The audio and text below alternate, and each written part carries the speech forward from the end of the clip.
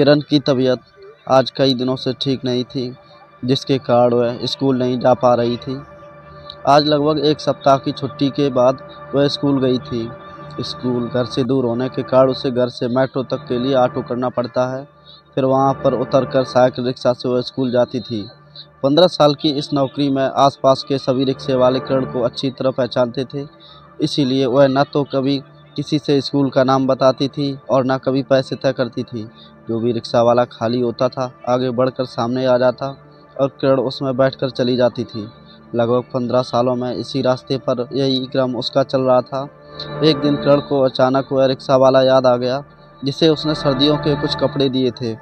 मन ही मन सोचने लगी कि वह रिक्शा वाला आजकल नज़र नहीं आ रहा है, जो उसे कभी कभी खुले पैसे ना होने पर कम पैसे भी दे जाया करता था। वह कहता था, मैडम जी, जिस दिन आप मेरी रिक्शा में पहली सवारी के रूप में बैठती हैं, वह दिन मेरे लिए बहुत अच्छा होता है। किरण स्कूल तक के रास्ते में उससे कुछ ना कुछ बातें भी करती थी।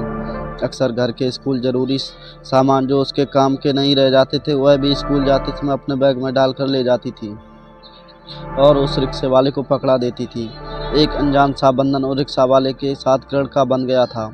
उसकी आंखें उसको ढूंढती रहती थी, मगर किसी से कुछ नहीं पूछ पाती थी। यद्यपि वह रिक्शे वाले का नाम और काम जानती थी। वह एक कमलकार थी, जो कहीं कहानी का कोई नया प्लाट मिल जाए, इसीलिए वह अक्सर सबसे बत्तियाँ लिया करती थी।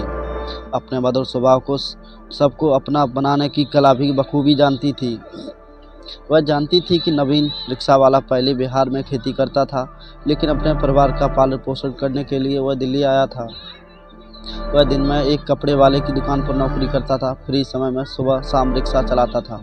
उसकी कर्मठता और खुददारी से बहुत प्रभावित थी। 2-3 दिन इसी कश्मकश में गुजर गए कि नवीन रिक्शा वाला क्यों नहीं आया। आखिरकार उसने एक दिन अन्य रिक्शे वाले से पूछ ही लिया कि भाई, तुम्हारा वह साथी नवीन नज़र नहीं आता, क्या उसके बारे में कुछ जानते हो? एक बार को तो वह रिक्शा वाला एक सवारी के मुंह से नवीन का नाम सुनकर हैरत में पड़ गया और बोला, अरे मैडम, हमारे नाम गाँव भला कौन पूछता है। सवारी आती है, पैसे देकर चली जाती है, और कुछ तो 1-1 रुपये पर अपनी झिक-झिक करते हैं कि पूछो मत। किरण ने उसकी बात का कोई जवाब न देते हुए पुनः कहा, क्या तुम्हें नवीन की कोई जानकारी है? उसने कहा, आजकल वह रक्तदान के कैंप में सेवा में लगा हुआ है। वह सुबह शाम जिस समय में रिक्शा चलाता था, उस समय में आजकल वहीं पर सेवा करता है। सवारियों को लाने ले जाने का काम भी आजकल संस्था की अनुमति से ही करता है, और वहीं इस पर अपना रक्तदान भी करता है। उसका कहना है, देख राजू, ईश्वर ने हमें धन दौलत तो दी नहीं है जो हम कुछ दान पुण्य कर सकें, लेकिन मुझे लगता है रक्तदान से बड़ा कोई दान नहीं है। कुछ बूंद लहू से ना जाने कितने ज़रूरतमंद लोगों को नया जीवन दिया जा सकता है।